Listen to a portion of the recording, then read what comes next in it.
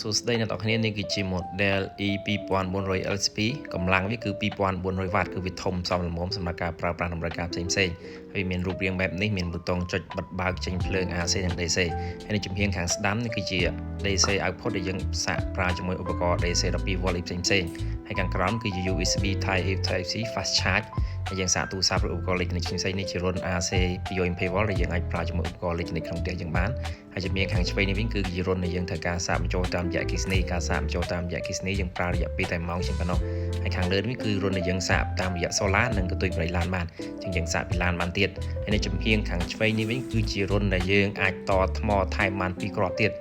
អញ្ចឹងថ្មមួយគ្រាប់វាមានថាមពលផ្ទុក3 kW ម៉ោងអញ្ចឹងបើយើងតថ្មថែម2គ្រាប់ជាងបាន8 kW ម៉ោងសរុបទាំងអស់អញ្ចឹងយើងអាចប្រើបានស្ទើរពេញមួយផ្ទះតែម្ដងដោយម៉ាស៊ីនត្រជាក់ទូទឹកកកឆ្នាំងណាំបាយកុំព្យូទ័រអីផ្សេងៗ